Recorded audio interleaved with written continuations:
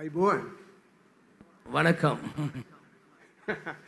සාමාන්‍ය තුනම මං කියන නිසා කට්ටිය බලා හිටිය අනිත් එකක් කියන එක නේ. ඉතාමත්ම ලස්සන වාතාවරණයක්. மிகவும் அழகான ஒரு சூழல். It's a beautiful atmosphere. මොකද ආපු වෙලාවේ ඉඳලා මම දකිනවා දෙවියන් වහන්සේ ඔබේ සභාවේ දවසින් දවස අලුත් දේවල් කරනවා. நான் வந்த நேரத்தில் இருந்து கவனித்த ஒரு காரியம் தான் கர்த்தர் உங்களுடைய வாழ்க்கையிலே உங்களுடைய சபையிலே வந்து புதிய புதிய காரியங்களை செய்து கொண்டிருக்கிறார். I've noticed that God is doing new things in your church.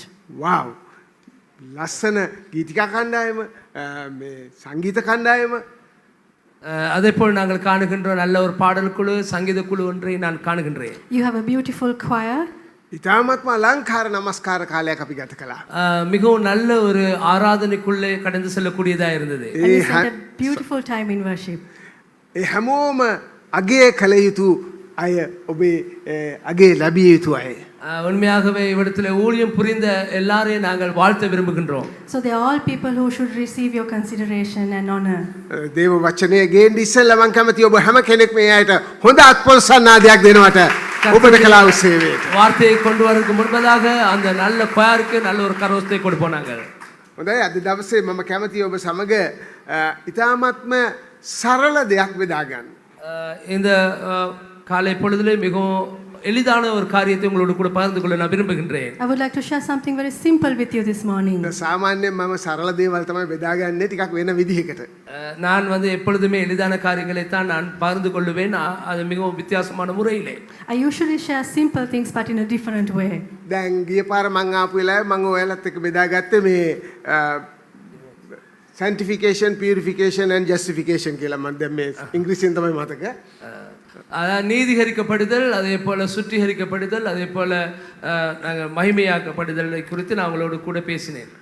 Last time when I was here මම ගිය පාර ආපු වෙලාවේ මම කතා කරේ ධර්මිෂ්ඨ කරනු ලැබීම සහ පවිත්‍ර කරනු ලැබීම ගැන.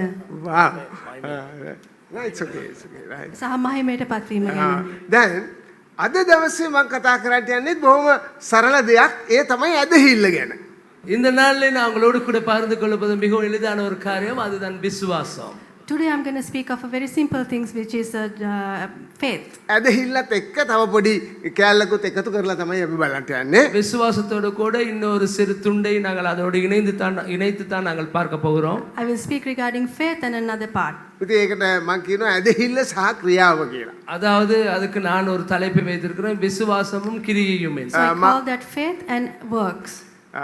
යාකෝබ් පොතේ யாக்கோப் புஸ்தகத்திலே In the book of James දෙවනි පරිච්ඡේදයේ 2ாம் அதிகாரத்திலே chapter 2 14 වෙනි පදයේ සිට 26 වෙනි පදයේ දක්වා තිබෙනා කොටස. 14 இருந்து 26 வரை உள்ள பகுதிகள். verse 14 to 26. සාමාන්‍යයෙන් මම පොඩි කොටසක් තමයි ගන්නෙ. මේක ටිකක් දිගයි. මොකද ඒ සන්දර්භයේ මුළු එකේම තියෙනවා.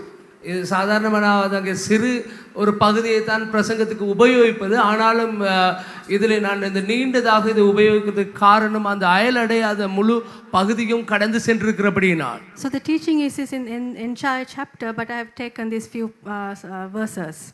කවුරු හරි කියවන්න ඉන්නවද නැත්නම් මම කියවන්නද? யாராவது வாசிக்கிறதுக்கு இருக்கீங்களா இல்லை நான் வாசிக்கவா? என் சகோதரரே, ஒருவன் தனக்கு விசுவாசம் உண்டு என்று சொல்லியும் கிரியை இல்லாதவனாலே அவனுக்கு பிரயோஜனம் என்ன? அந்த விசுவாசம் அவனை இரட்சிக்குமா? ஒரு சகோதரனாவது ஒரு சகோதரியாவது வஸ்திரம் இல்லாமலும் அனுதின ஆகாரம் இல்லாமலும் இருக்கும் போது உங்களிலே ஒருவன் அவர்களை நோக்கி நீங்கள் சமாதானத்தோடு போங்கள், குளிர் காய்ந்து பசியாருங்கள் என்று சொல்லியும் சரீரத்துக்கு வேண்டியவைகளை அவர்களுக்கு கொடாவிட்டாலும் பிரயோஜனம் என்ன? அப்படியே விசுவாசமும் கிரியை இல்லாதிருந்தால் தன்னிலே தானே செத்ததா இருக்கும். ஒருவன் உனக்கு விசுவாசம் உண்டு, எனக்கு கிரியை உண்டு, கிரியையினாலும் உன் விசுவாசத்தை எனக்கு காண்பி, நான் என் விசுவாசத்தை என் கிரியையினாலே உனக்கு காண்பிப்பேன் என்பானே. தேவன் ஒருவர் உண்டு என்று விசுவாசிக்கிறாய், அப்படி செய்கிறது நல்லது தான். பிசாசுகளும் விசுவாசித்து நடுங்குகின்றன. வீணான மனுஷனே, கிரியையினால் இல்லாத விசுவாசம் செத்தது என்று நீ அறிய வேண்டுமோ? நம்முடைய பிதாவாகிய ஆபிரகாம் தன் குமாரன் ஈசாக்கை பலியிடத்தின் மேல் செலுத்துகிற போது கிரியையினால் கிரியையினாலே அல்லவோ நீதிமானாக்கப்பட்டான். விசுவாசம் அவனுடைய கிரியையினால் கூட முயற்சி செய்து கிரியையினாலே விசுவாசம் பூர்ணப்பட்டது என்று காண்கிறாயே. அப்படியே ஆபிரகாம் தேவனை விசுவாசித்தான், அது அவனுக்கு நீதியாக எண்ணப்பட்டது என்கிற தேவ வாக்கியம் நிறைவேறிற்று. அவன் தேவனுடைய சிநேகிதனாக எண்ணப்பட்டான். அதனால் மனுஷன் விசுவாசத்தினால் மாத்திரமல்ல கிரியையினாலேயும் நீதிமானாக்கப்படுகிறான் என்று நீங்கள் காணுகிறீர்களே. அந்தபடியே ராகாப் என்னும் வேசியும் தூதர்களை ஏற்றுக்கொண்டு வேறு வழியாய் அனுப்பிவிட்ட போது கிரியையினாலே அல்லவோ நீதி உள்ளவளாக்கப்பட்டாள். அப்படியே ஆவி இல்லாத சரீரமும் செத்ததாயிருக்கிறது போல கிரியைகளில் இல்லாத விசுவாசம் செத்ததாயிருக்கிறது.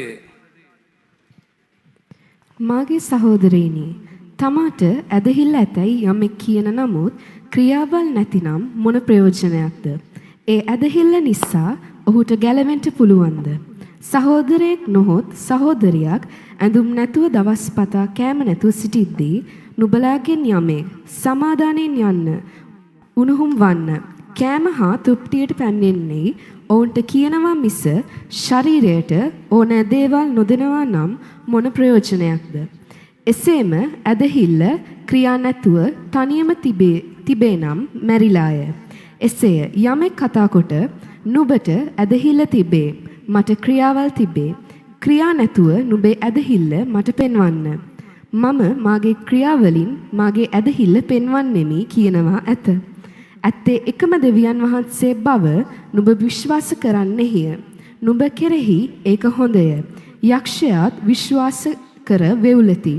නමුත් හිස් වූ මනුෂ්‍යයා ක්‍රියා නැති ඇදහිල්ල නිෂ්ඵල බව නුඹ දැනගන්ට කැමැතිද?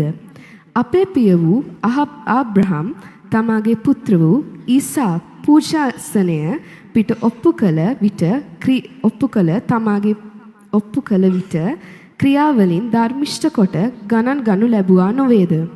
ඇදහිල්ල ඔහුගේ ක්‍රියාවල් සමග ක්‍රියා කළ බවත් ඇදහිල්ල ක්‍රියාවලින් සම්පූර්ණ වූ බවත් නුඹට පෙනේ.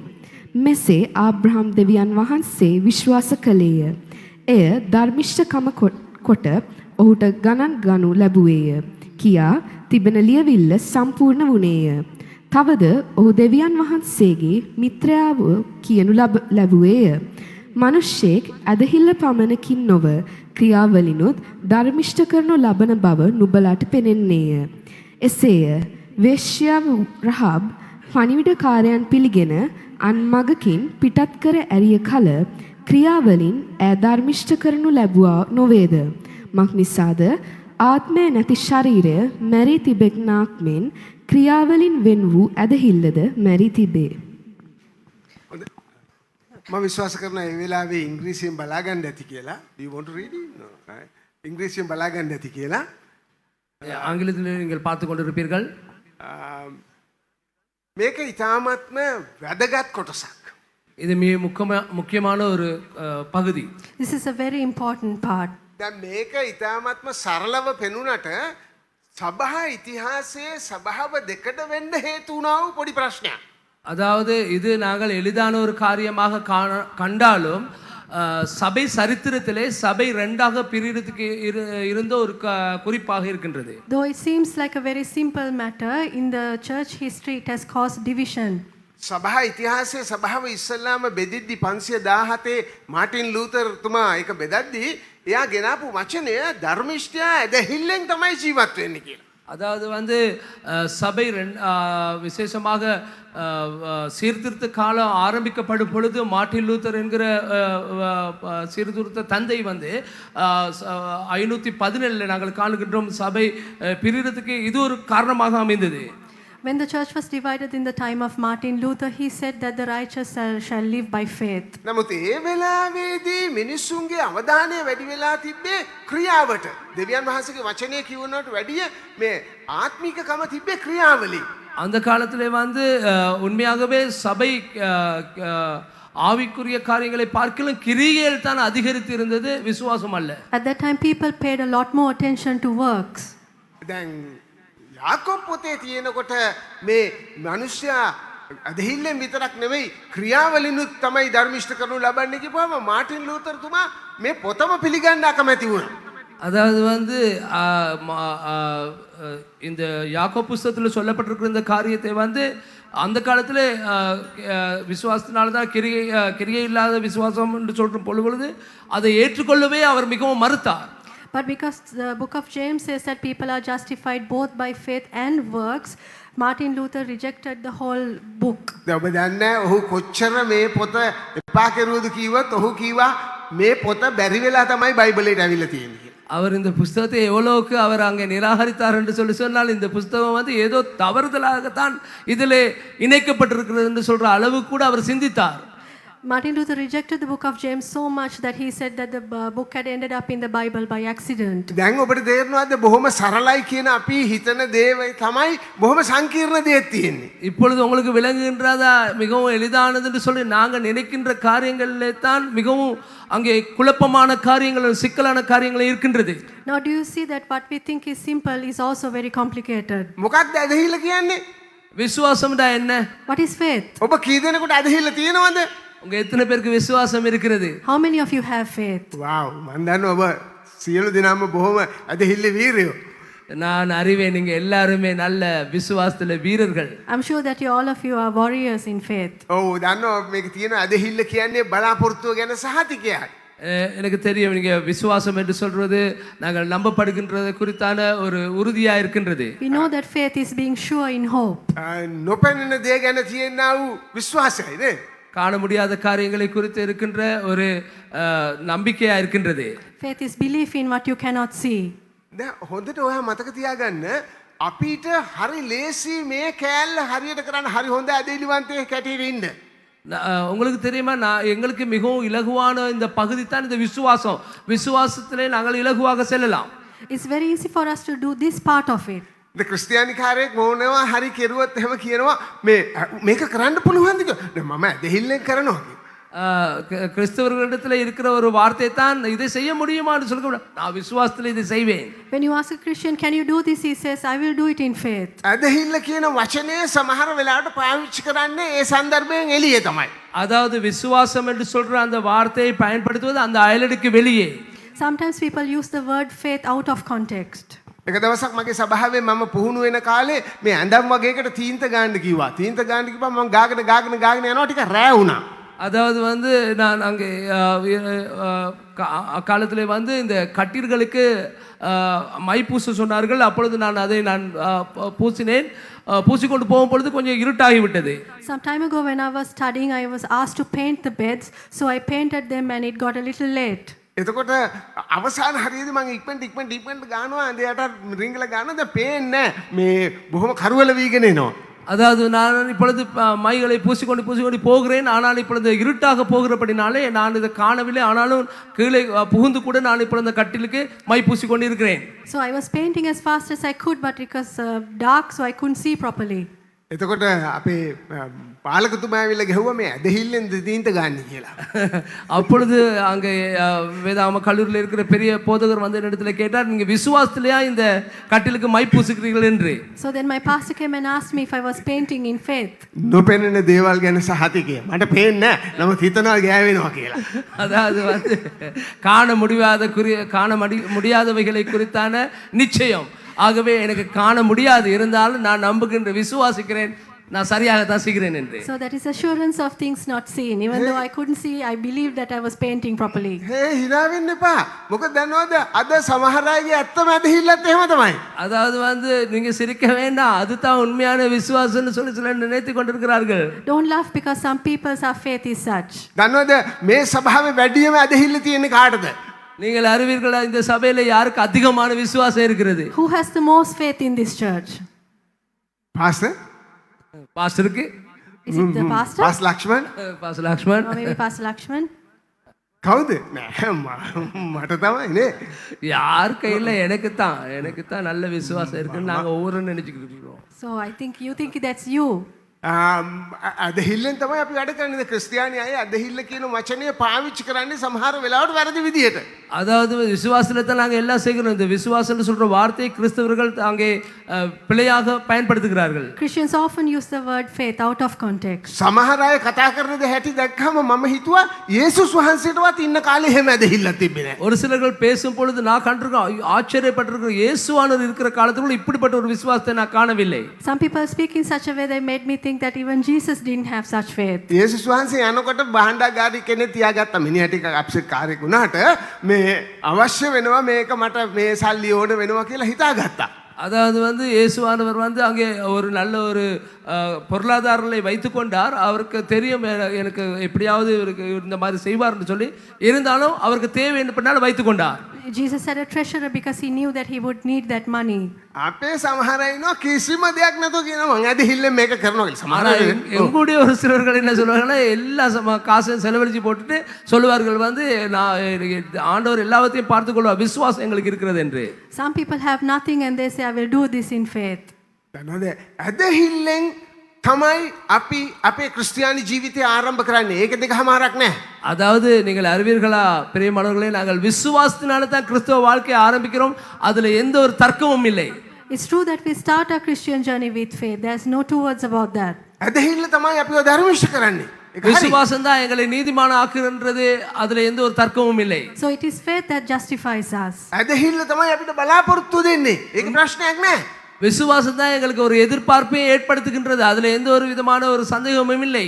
It is faith which gives us hope. There's nothing wrong with that. ඇදහිල්ලෙන් තමයි අපිට දේව දරුකම ලැබුණේ. ඒක විවාදයක් නෑ. அதாவது வந்து விசுவாசத்தினால தான் நாங்கள் அங்கே தேவனுடைய புத்திரர்களாக சுவீகாரத்தை நாங்கள் பெற்றுக்கொண்டோம். அதில் எந்த ஒரு தர்க்கமும் இல்லை. There's no debate that through faith we became the children of God. නමුත් අපිට ඇදහිල්ල තියෙනවා කියලා මිනිස්සු කොහොමද දැනගන්නේ? ஆனால் விசுவாசம் எங்களுக்கு இருக்கிறது என்று சொல்லி மனுஷர்கள் எப்படி அதை அறிந்து கொள்வார்கள்? But how will people know that we have faith? දැන් මේ අපි කියවපු කොටසම මේක තියෙනවා.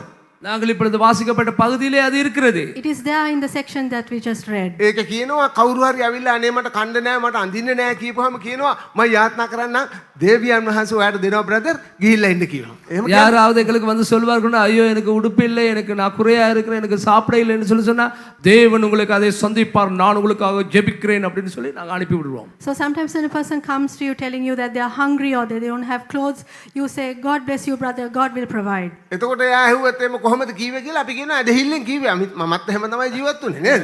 එහෙම තමයි ඒක තමයි நீங்க எப்படி அப்படி சரியா சொல்லுவீங்க தேவன் அதை கொடுப்பார் என்று சொல்லி அப்படி கேட்கும் பொழுது அவர் சொல்றாரு, இல்ல நிச்சயமாக நானும் அப்படித்தான் இருந்தேன், ஆகவே நிச்சயமாக ஆண்டவர் அப்படி செய்வார் என்று சொல்லி விசுவாசத்துல சொன்னேன்னு சொல்வார்கள். So when you question them they say I spoke in faith because that is how I also lived. නමුත් යාකෝබ් කතා කරන්නේ මේ ක්‍රියාවෙන් ධර්මිෂ්ඨ වෙන මේ දේව ධර්මයක් නෙවෙයි. அதாவது யாக்கோபு இவ்விடத்தில் வந்து கிரியையினாலே நீதிமானாக்கப்படுகின்ற ஒரு விசுவாசத்தை குறித்து அல்ல இந்த பகுதிகளிலே பேசுகிறார். James is not speaking of a doctrine where you are being justified by works. ඔව් කියන්නේ ඔබට ඇදහිල්ල තියෙනවා නම් ඔබේ ක්‍රියාව ඇදහිල්ල තියෙන විදිහට තියෙන්න ඕනේ. அதாவது வந்து உங்களுக்கு விசுவாசம் இருக்கும் என்று சொன்னால் உங்களுடைய கிரிகையும் அதுக்கு ஏற்றபடி இருக்க வேண்டும் என்று. He's saying that if you have faith your works should show your faith.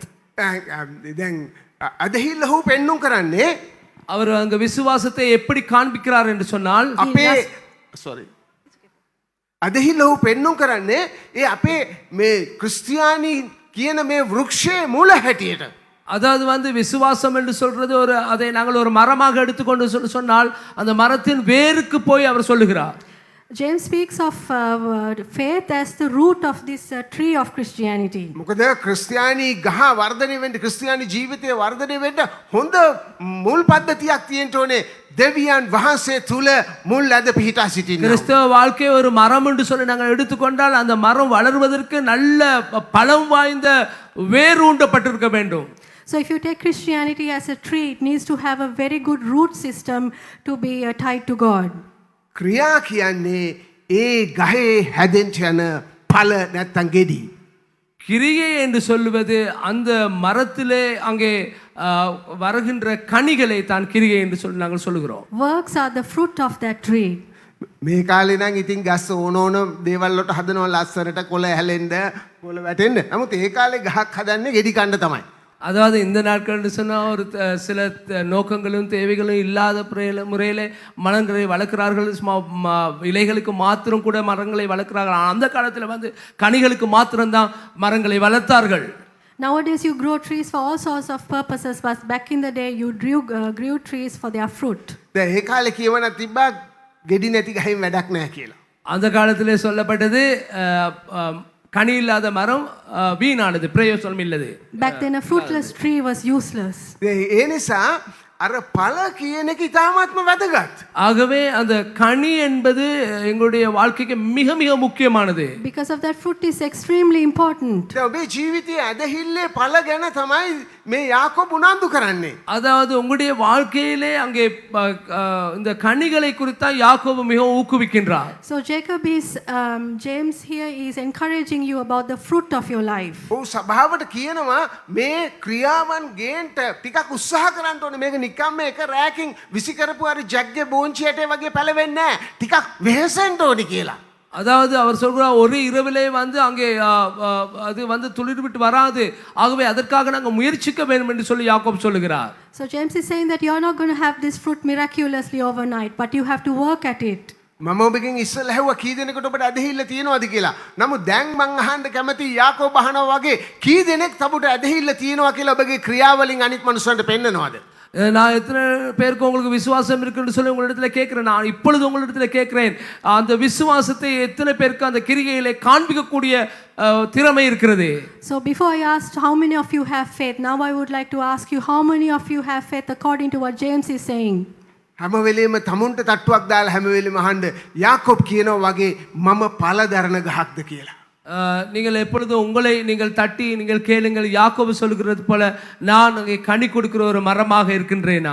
Always tap yourself and ask yourself, am I a fruitful tree like James said? ඵල දරන්න නැත්තම් මූලේ ප්‍රශ්නයක් තියෙනවා. ඔබ හිතාගෙන ඉන්න. அதாவது வந்து அங்கே கனி கொடுக்காவிட்டால் அந்த வேர்ல ஏதாவது ஒரு பிரச்சனை சிக்கல் இருக்கிறது. நீங்கள் அதை யோசித்து பாருங்கள். You must understand that if you are not bearing fruit, there's a problem with your roots. ඒ නිසා හොඳට මතක තියාගන්න අපි ඵල දරන ක්‍රිස්තියානිකාරයෝ වෙන්න ඕනේ.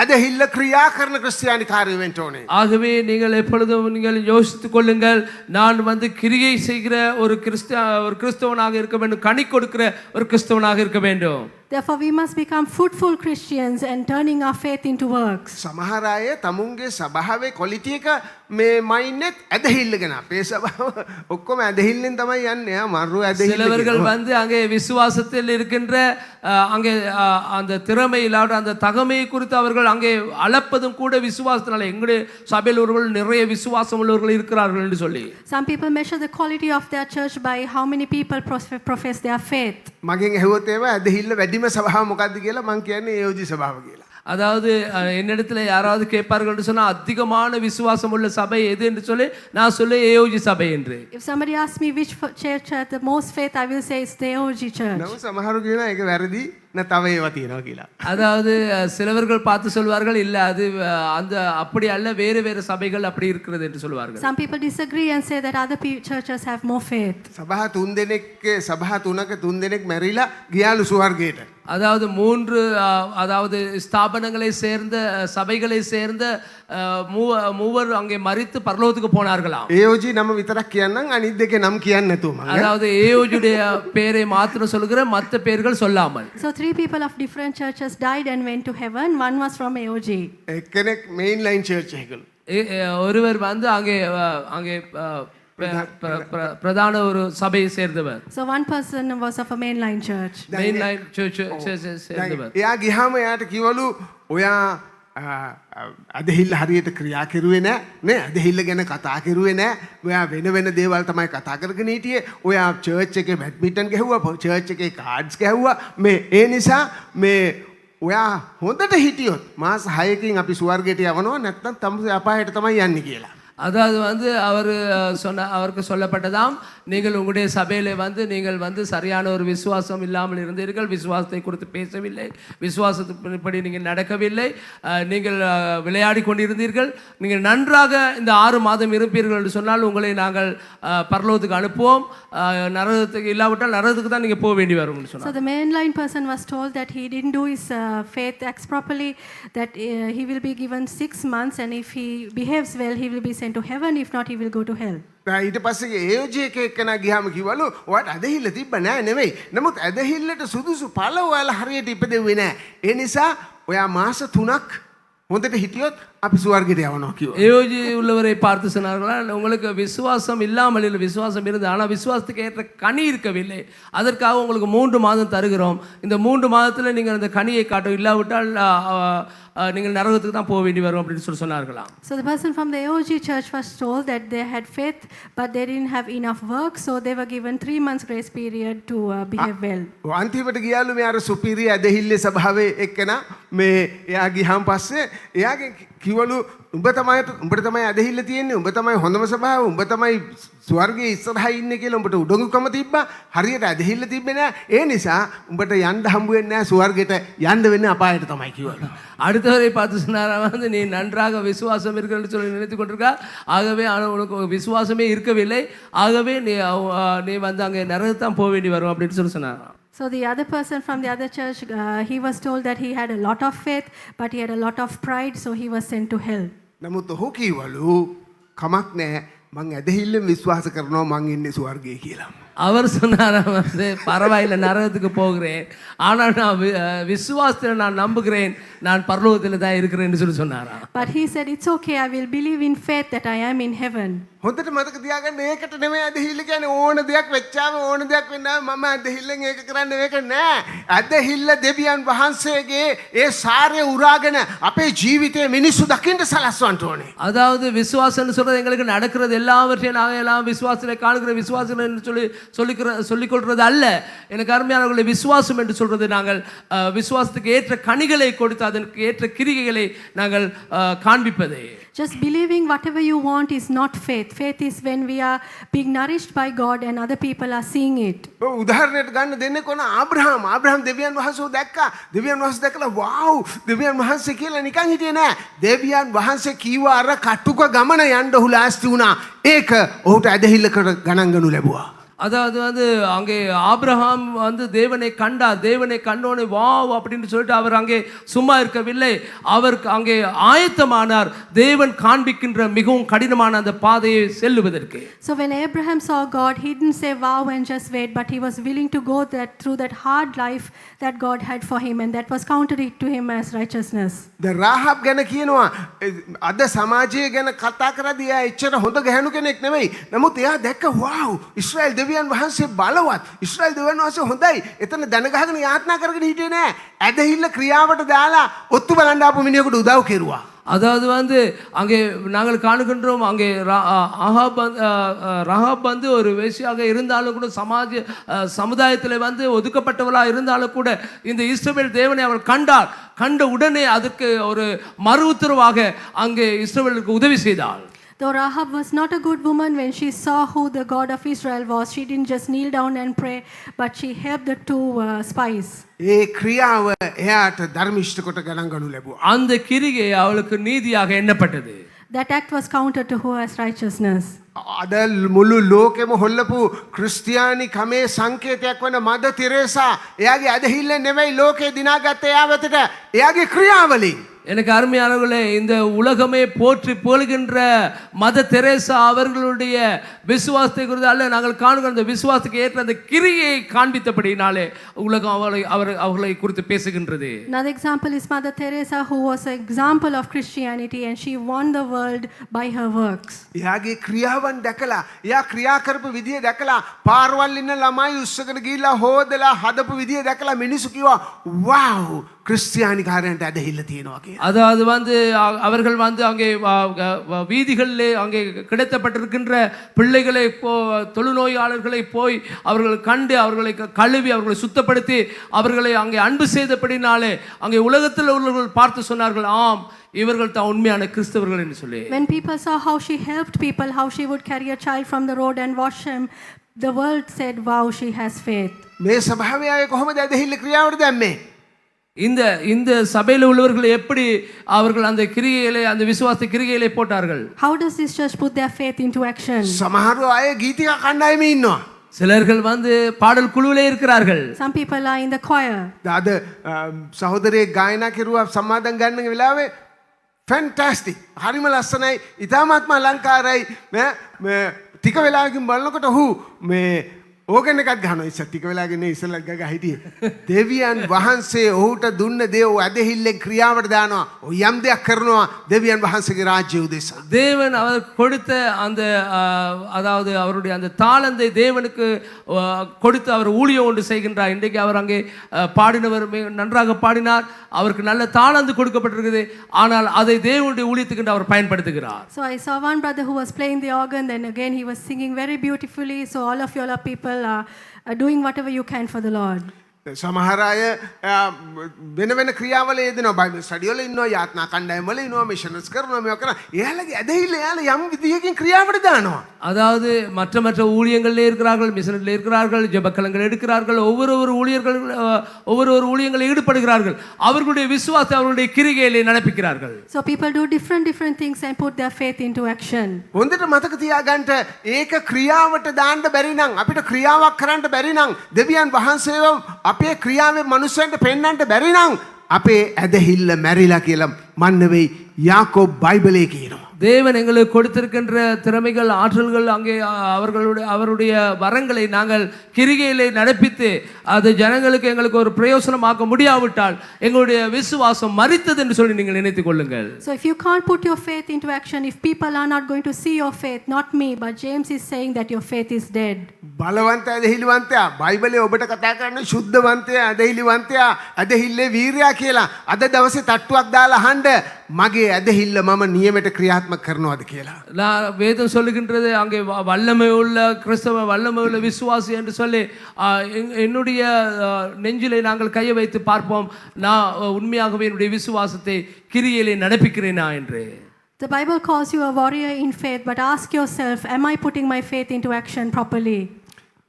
එක දවසක් මම නුවර ඉගෙන ගන්න කාලේ බස් එකේ එනවා. ඒක මේ එයා කන්ඩිෂන් බස් එකක්. එයා කන්ඩිෂන් බස් ආපු කල අලුත.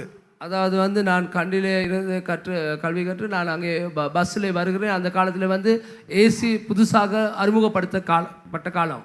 Back in the day when I was studying in Kandy, I was coming in an AC bus when AC buses were newly introduced. ඒ දවස්වල මං ඇදහිල්ලේ වීරයෙක්.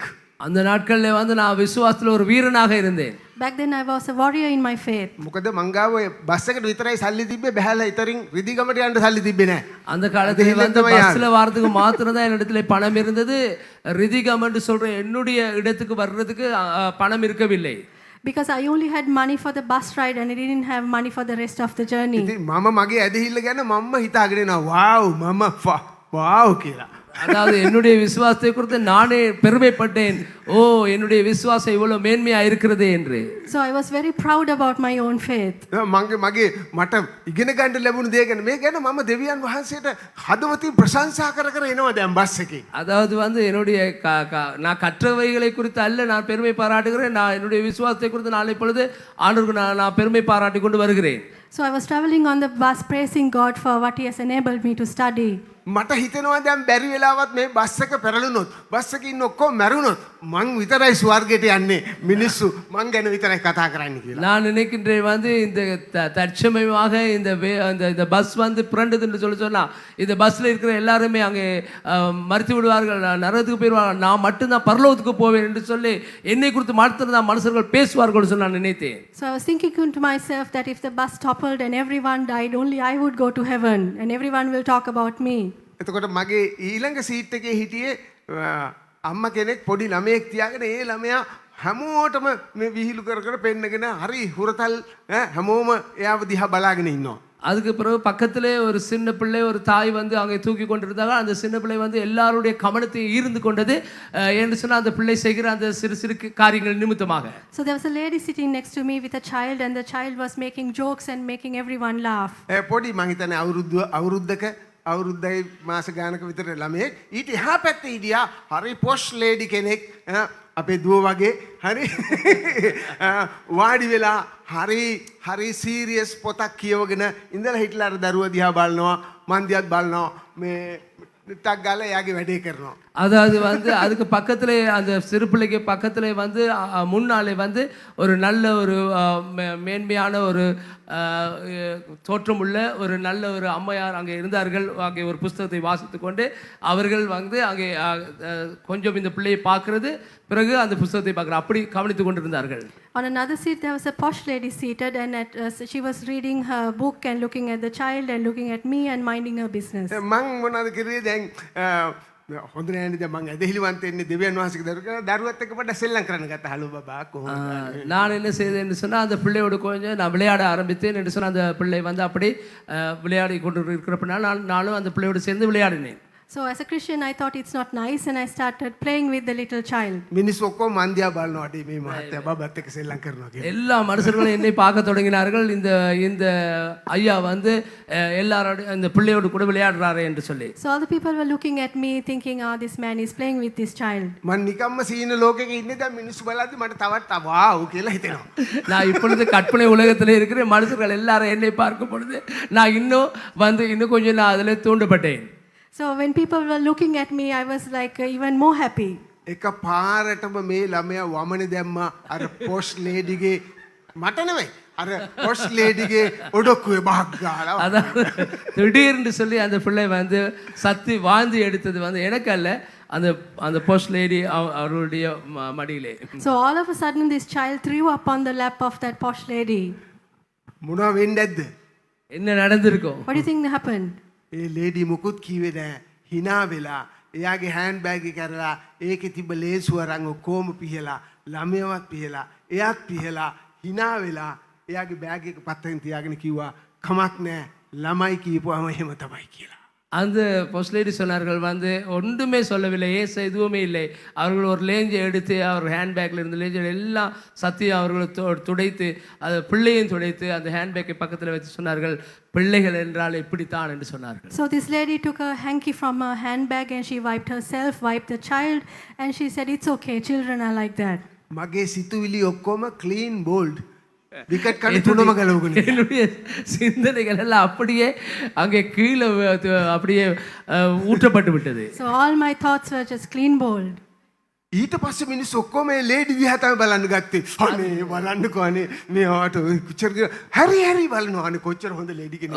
எல்லாரும் அந்த லேடியை குறித்து தான் பார்த்தார்கள். பாருங்க, எல்லாருடைய கவனமும் அந்த லேடி மேலே தான் இருந்தது. பாருங்க எவ்வளோ ஒரு மேன்மையான ஒரு அம்மையார் என்று சொல்லி. Then all the people started looking at that lady saying, what a wonderful woman. මගේ මම ගොඩ නගාගෙන අපු අර අහස් මාලිගාව කඩාගෙනම වැටුණා. அதுக்கப்புறம் நான் என்னுடைய கற்பனை உலகம் அப்படி இடிந்து விழுந்தது. That palace that I had built up just came crumbling down. මගේ ඇදහිල්ලට වැඩිය එයාගේ ක්‍රියාව මිනිස්සු අගය කළා. මිනිස්සු බලාගෙන හිටියා. මිනිස්සුන්ට අවශ්‍ය ඒක තමයි. அதாவது வந்து என்னுடைய விசுவாசத்தை பார்க்கலாம் அங்கே மனுஷர்கள் எல்லாருமே அதை போற்றினார்கள், புகழ்ந்தார்கள். மனுஷர்களுக்கு தேவை அதுதான். So more than my faith, people looked at her works, and that is what people need to see. මගේ සහෝදරයා මගේ සහෝදරිය එතන හිඳලා ඔබේ ඔඩොක්කුවට ඒක වෙලා තිබෙනම් ඔබ කොහොමද ක්‍රියා කරන්නට යන්නේ? நீங்க அவடத்தில் உட்கார்ந்து இருந்து உங்களுடைய மடியிலே அவ்வாறாக சத்தி விழுந்திருந்தால் நீங்க என்ன செய்திருப்பீர்கள்? So if you were in that lady's position, if it was your lap, what would you do? සමහරට මමනේ කියනකොටම සමහර අයගේ මූණ නිකන් අමුතු වෙනවා මම දැක්කා. ඔඩොක්කුවට මම න්යාවන කොහොම තියෙන්නේ මන් දන්නේ. சத்தி என்று சொல்ற வார்த்தையை நான் உச்சரிக்கும் பொழுதே ஒரு சிலருடைய முகம் வந்து அப்படியே முகநாடி மாறினதை நான் கண்டேன். உண்மையாகவே சத்தி உங்களுடைய மடியில் விழுந்தா எப்படி இருக்கும் யோசிச்சு பாருங்கள். So I saw how uncomfortable some of your faces were when I mentioned vomit. So I can't imagine how you will react if they vomit on your lap.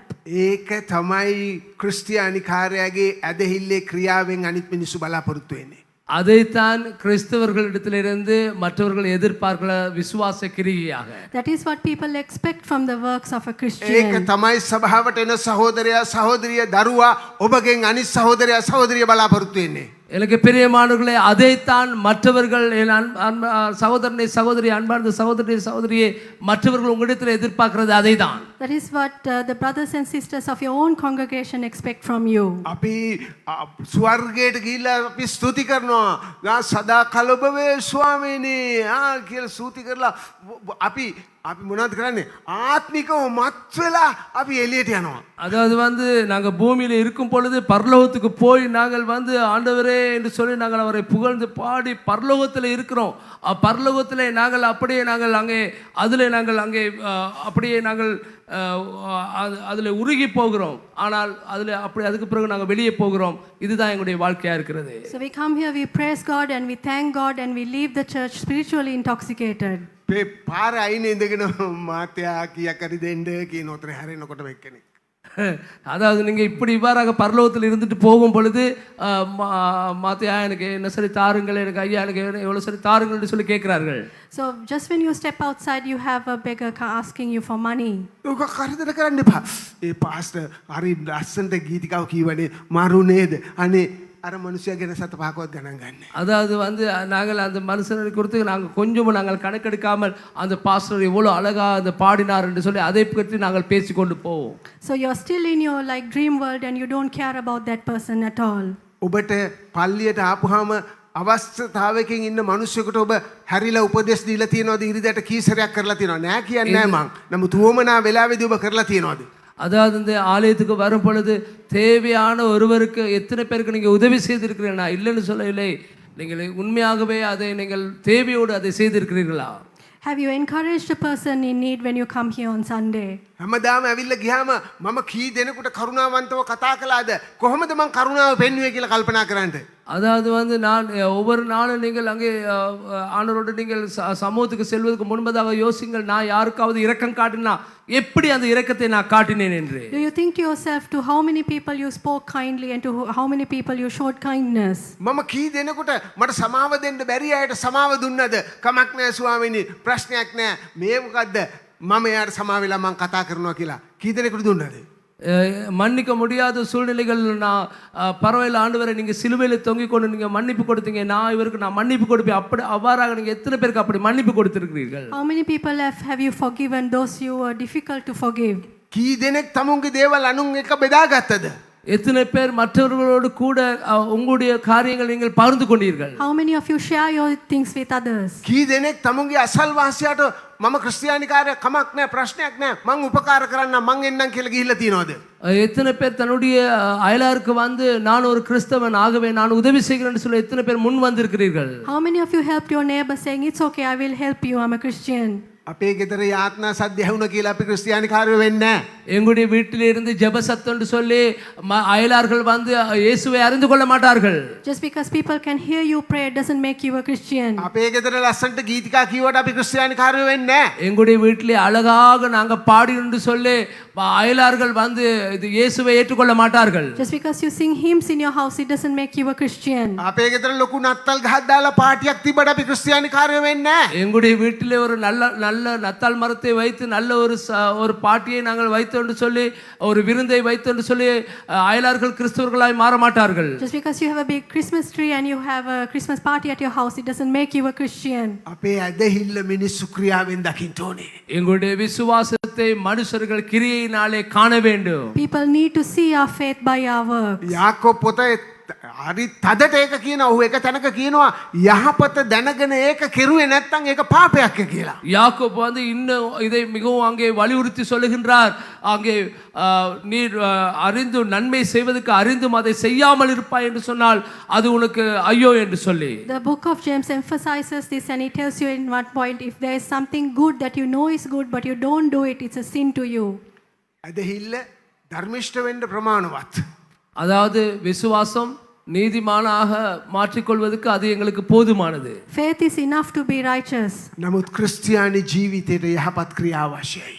ஆனால் கிறிஸ்தவ வாழ்க்கையை நாங்கள் நடப்பிப்பதற்கு விசுவாசம் கிரியையிலே காண்பிக்கப்பட வேண்டும். But the Christian life needs works. අපේ ජීවිතයේ ඵල මනුෂ්‍යයන් දකින්න ඕනේ ඇදහිල්ලේ ඵල. எங்களுடைய வாழ்க்கையிலே மனுஷர்கள் வந்து அந்த கனியை காண வேண்டும்.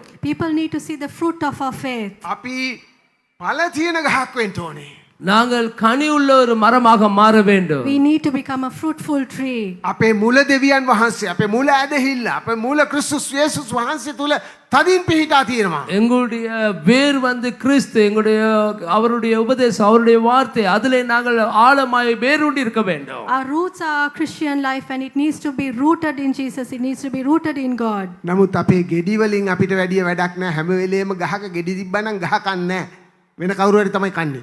அதாவது வந்து எப்பொழுதுமே ஒரு மரத்துல வந்து கனி இருக்கும் என்று சொன்னால் அந்த மரம் வந்து அந்த கனிகளை சாப்பிடாது. வேறு யார் செலுத்தா வந்து அந்த கனியை சாப்பிடுவார்கள். The fruits of the tree are not eaten by the tree itself, but other people eat the fruit. දැකලා තියෙනවද කොස් ගහ කොස් ගෙඩියක් කඩාගෙන කනවා? அதாவது நீங்க கண்டிருக்கிறீங்களா வந்து பிளாமரம் வந்து பிளாக்கையை சாப்பிடுவது? Have you seen a tree eating a jackfruit? එක ගෙඩියක් කෑවොත් මාසෙකට ඇති. යාට ඒ ලොකුයිනේ ගෙඩිය නේද? ஒரு மாசத்துக்கு வந்து அவராக சாப்பிட அது பெரிதாக இருக்கின்றது. One fruit is enough for a whole month because the fruit is දෙවියන් big. වහන්සේ කියනවා ශුද්ධාත්මයන් වහන්සේගේ ඵල ඔබේ ජීවිතේ තියෙන්න ඕනේ. தேவன் சொல்லுகிறார் பரிசுத்தாவியுடைய கனி உங்களுடைய வாழ்க்கையில் இருக்க வேண்டும். God says that the fruit of the Holy Spirit needs to be in your life. ප්‍රේමය, ප්‍රීතිය, සමාදානය, ඉවසීම, පමන දෙන ක්‍රියා කිරීම ගොඩක් තියෙනවා. මේ එකක්වත් අපිට වැඩක් නැහැ. මේ එකෙන් ප්‍රයෝජන ගන්න අනිත් අය. அதாவது அன்பு, அங்கே நற்குணம், இந்த பொறுமை, அபாரான இந்த நிறைய காரியங்கள், இச்செடுக்கைப்பான நிறைய காரியங்கள் இருக்கிறது. இவைகள் எல்லாமே வந்து மற்றவர்களுக்கு தான் பிரயோஜனம் இருக்குது, எங்களுக்கு அல்ல. So there's a list of fruit like kindness, faith, love. None of these things are important to us, but it helps other people. ඔබට කියා ගන්න බෑ මට ප්‍රේමය තියෙනවා මං හොඳ සත්‍ය ප්‍රේම බෘංග රාජයා කියලා. එහෙම කියන්න බෑ ඔබ ගැන. அதாவது எனக்கு நன்றாக அன்பு இருக்கிறது, ஆகவே நான் அன்பிலே தேர்ச்சி பெற்றவர் என்று சொல்லி நீங்கள் உங்களுக்கு சொல்லிக்கொள்ள முடியாது. You cannot enjoy your love by yourself.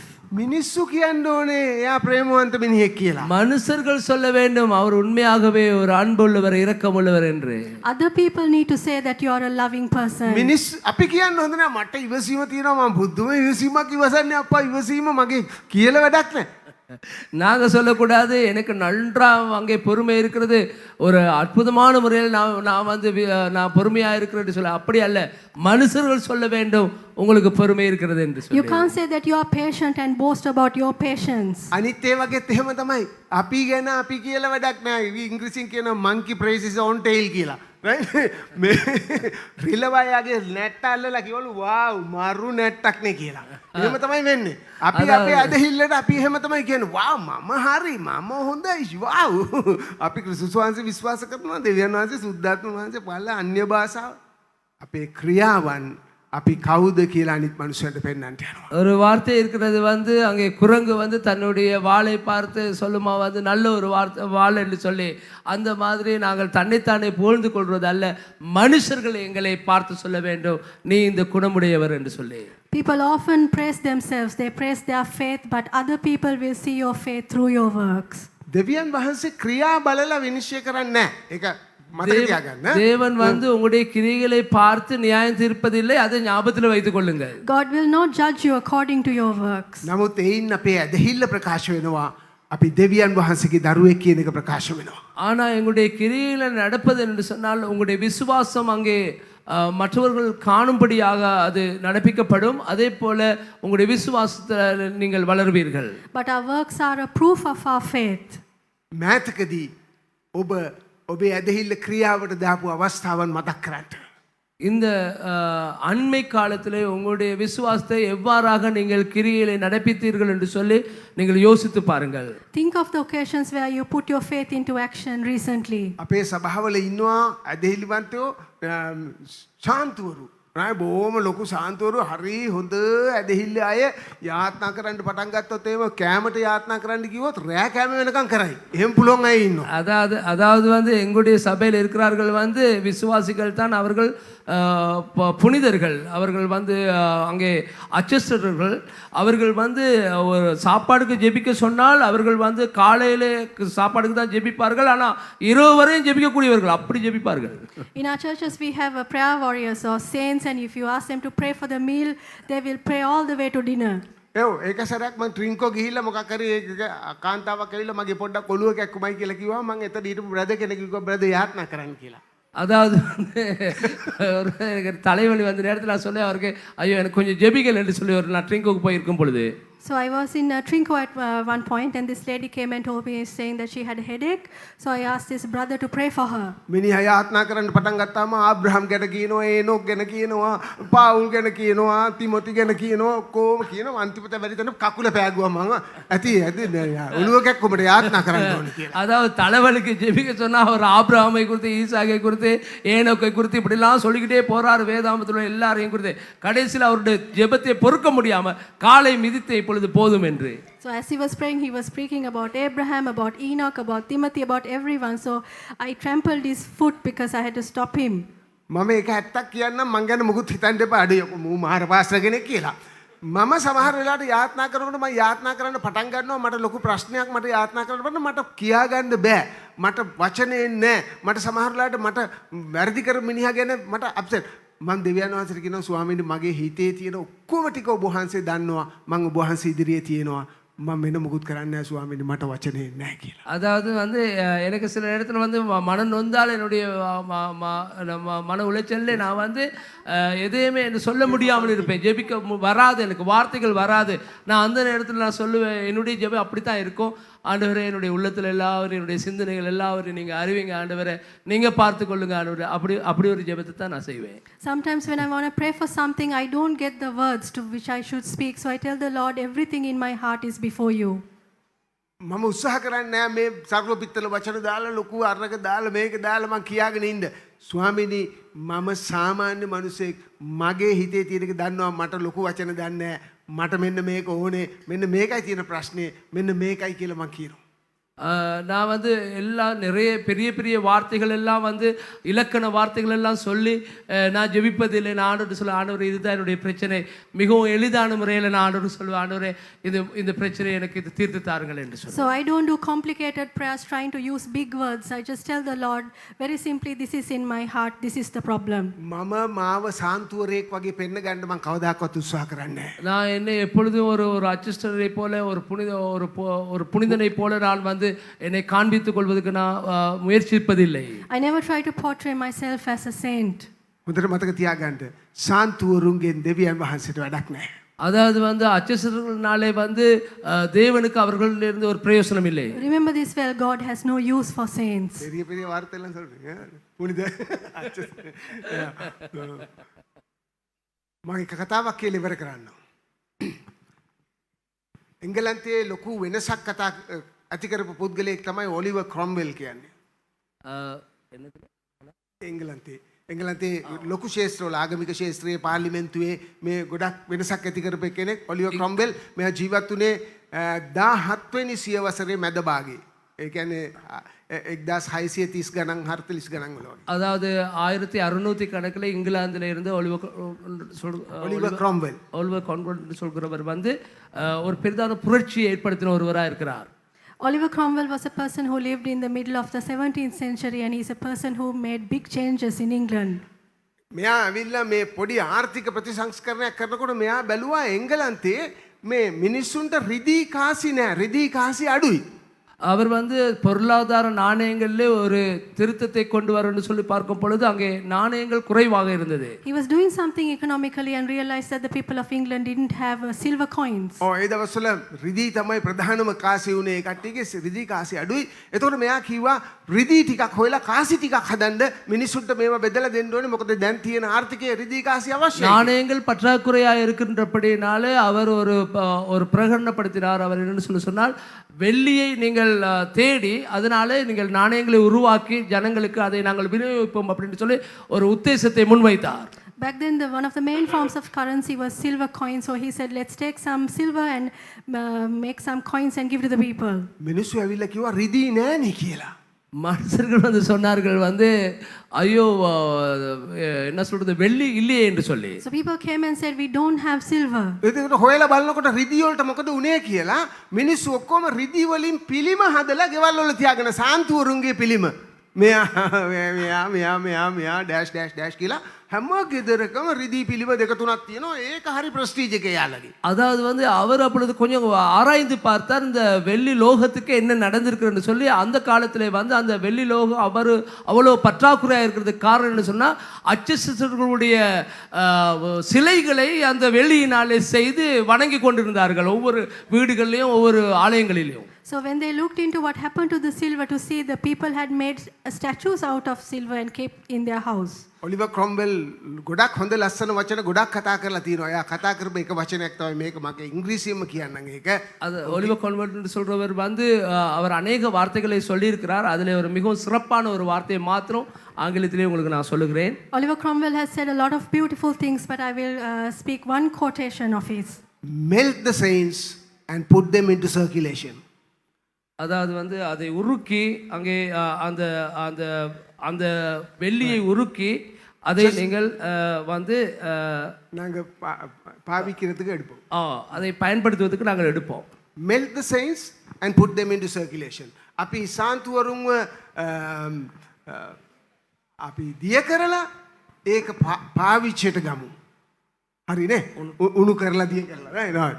උණු කරලා දිය කරලා පාවිච්චයට ගමු. அதை நாங்கள் பயன்படுத்துவோம். වැඩක් නෑ. ඔව් ඒක හොඳ කියමනක්. අද සභාවටත් අවශ්‍ය කියමනක් ඒක. Melt the saints and put them into circulation.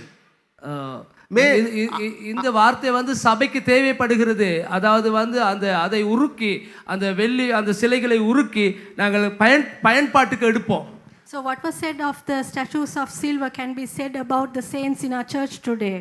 මං කියන්නේ අපිට අවශ්‍ය මේ සාන්තුවරු වගේ අදහිල්ලෙන් පිරීලා බයිබල් 4-5ක් ගෙදර අඩු කරගෙන කුරුස 4-5ක් ගහගෙන ඉන්න අය නෙමෙයි. අදහිල්ලේ ක්‍රියාවන් මනුෂ්‍යයන්ට දකින්න සලස්වන අදහිලිවන්. சபைகளுக்கு தேவை வந்து அதாவது எப்படிப்பட்ட விசுவாசிகள் விசுவாசத்திலே வந்து அநேக வேதாகமலை வைத்துக்கொண்டு சிலுவைகளை வீட்டிலே வைத்துக்கொண்டு ஜெபித்து கொண்டு இருக்கிறவர்கள் அல்ல. விசுவாசத்தை கிரியையிலே காண்பிக்கின்ற தேவ பிள்ளைகள் சபைக்கு தேவை. So we don't want saints who have several Bibles and several crosses at home, but we want to see people who put their faith into work. ඒ ඉංග්‍රීසියෙන් ඒකට මෙහෙම කියනවා, it's time to roll up your sleeves. මේ ස්ලීව්ස් ටික නමා ගන්න කාලේ හරි. මොකද ඇක්ෂන් එකට මේ ලාසන්ට දාලා කෝඩ් දාගෙන ඉන්න නෙවෙයි. නමුත් ක්‍රියාවට ලැහැස්ති වෙන්න හැමෝම. It's time to roll up your sleeves. அதாவது வந்து ஆங்கிலத்தில் சொல்லுகிறார்கள் வந்து அங்கே இந்த ஸ்லீவ்ஸ் இந்த சட்டையை வந்து மடித்து போட வேண்டிய ஒரு காலத்துக்கு நாங்கள் வந்திருக்கிறோம். வேலை செய்ய வேண்டிய ஒரு காலத்துக்கு வந்திருக்கிறோம் தான் அடுத்ததாக நாங்கள் சொல்லலாம். So it's time for action by rolling up your sleeves. අවසානයේ මම ඔබේ ඉතුරු කරලා යන්නේ ඒකයි. கடைசியாக உங்களுடைய மனதிலே பதிய வைக்கிற விடயம் அதுதான். Lastly, that is what I would like to leave with you. අත නමාගෙන ක්‍රියාවට ලෑස්ති වෙන්න. அதாவது கையை உங்களுடைய அந்த கை சட்டையை நீங்கள் வந்து சுருட்டி கொண்டு நீங்கள் வேலை செய்வதற்கு ஆயத்தமாகுங்கள். Roll up your sleeve and become ready for action. Melt the saints and put them into circulation. அதாவது வந்து நீங்கள் அந்த சிலையை உருக்கி பயன்பாட்டுக்கு எடுங்கள். සාන්තුවරයන්ව දිය කරලා උන්ව ක්‍රියාවට දමන්න. අනිත් මනුස්සයන්ට ප්‍රයෝජනවත් ක්‍රිස්තියානි කාර්යයක් වෙන්න උත්සාහ කරන්න. மற்றவர்களுக்கு ஒரு பிரயோசனமான ஒரு கிறிஸ்தவனாக மாறுங்கள். Try to become a Christian that is of use to other people. ඔබේ ඇදහිල්ලෙන් අනිත් මනුස්සයට ප්‍රයෝජනයක් ඇති කරන්න. உங்களுடைய விசுவாசத்தினாலே மற்றவர்களுக்கு ஒரு பிரயோசனத்தை ஏற்படுத்துங்கள். අපේ Make your ඇස් දෙක faith වසාගෙන useful to other people. අපේ ඇස් දෙක වසාගෙන අපේ හිස නමා ගනිමු. எங்களுடைய கண்களை மூடிக்கொண்டு நாங்கள் எங்களுடைய தலைகளை தாழ்த்திக் கொள்வோம். අපේ ඇස් දෙක වසාගෙන හිස නමාගෙන ඉන්න වෙලාවේදී අපි ටිකක් කල්පනා කරමු අපේ ඇදහිල්ල අපි මෙතෙක් කල් ක්‍රියාවට නැංගුවේ කොහොමද කියලා. அதாவது எங்களுடைய விசுவாசத்தை நாங்கள் எப்படி கிரிகையிலே நடப்பிக்கிறோம் என்று சொல்லி நாங்கள் சற்று எங்களை குறித்து சிந்தித்து பார்ப்போம்.